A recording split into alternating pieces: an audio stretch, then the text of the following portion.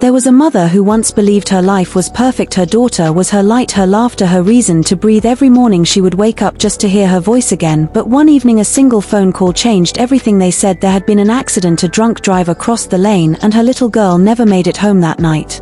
For weeks the mother lived in silence. The world moved on, but she did not. Her house felt too quiet, her heart too heavy. She sat in her daughter's room every night, tracing her fingers over old photographs, whispering prayers that no one could hear. She hated the man who took her child. She dreamed of seeing him suffer. She thought if she could just make him feel her pain, maybe she could breathe again.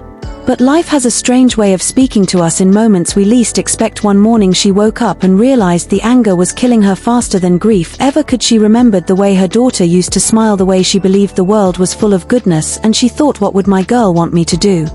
So she went to the prison. She stood before the man who had broken her world, and when he began to cry she saw not a monster but a broken human being. She looked into his eyes and said, I forgive you, not because you deserve it, but because I can't live inside this pain anymore. And in that moment something shifted. The weight she had carried for so long began to lift. Forgiveness didn't erase the past, it didn't bring her daughter back, but it gave her peace. She started to speak at schools, telling young people about the night that changed everything, and about the choice that saved her own soul. She told them that forgiveness isn't weakness, it's the only way to keep love alive in a world that keeps trying to break it. And so the mother who once lived in darkness learned to shine again, not because life got easier, but because she refused to let hate have the final word. Months passed since the day she spoke those words of forgiveness, and though the world outside seemed the same, inside her something had changed. She no longer woke up with her heart trembling from the weight of anger. She could breathe again. But forgiveness is not a single moment, it is a journey, and there were days when she still broke down, whispering her daughter's name into the quiet morning light.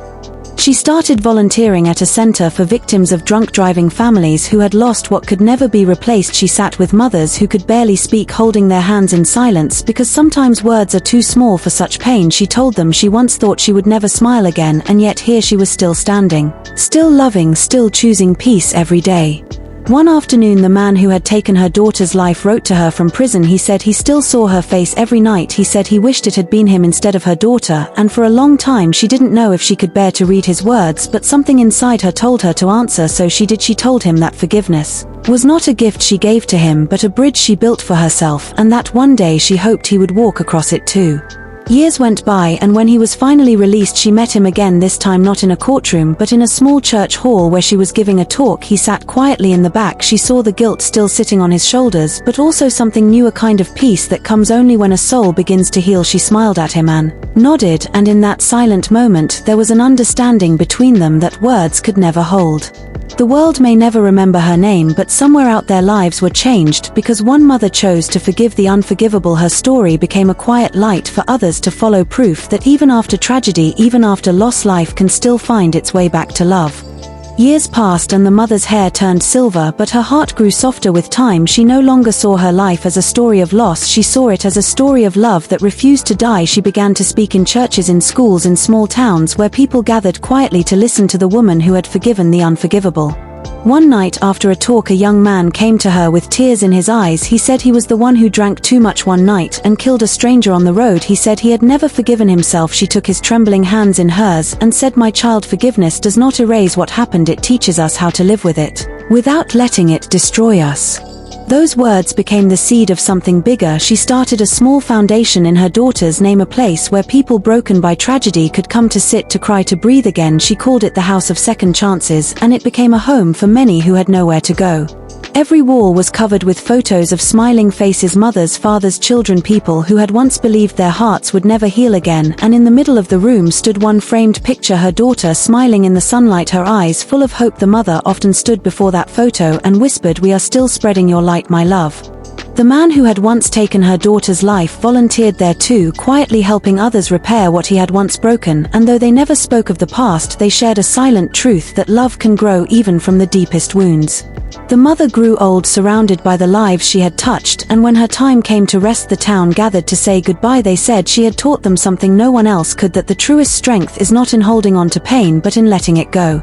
And so her story became more than grief, it became a lesson, a whisper carried through generations, that forgiveness is not about forgetting, it is about choosing love over hate every single day.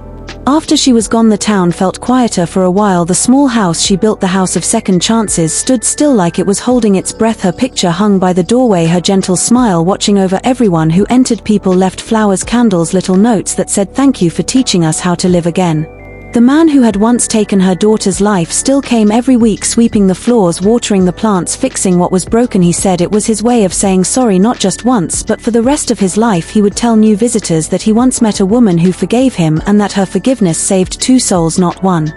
The foundation grew bigger. People from other towns began to come, mothers who had lost their children to drunk drivers, fathers who couldn't forgive themselves, young men who were afraid to face what they had done. Each of them found a piece of her there, in the quiet rooms, in the soft light, in the kindness of strangers they never knew they needed.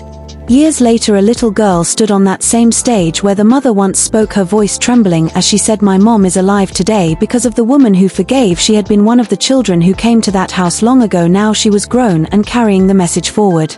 They say when a soul is filled with love, it never truly leaves. It lingers in every heart it has ever touched, in every life it has ever helped heal. And that mother's love did not end with her last breath. It became a legacy that still whispers through time. Forgiveness does not change the past, it changes people, and people change the world. And somewhere in the quiet between pain and peace, her spirit still smiles, knowing her daughter's light never faded. It simply found new ways to shine.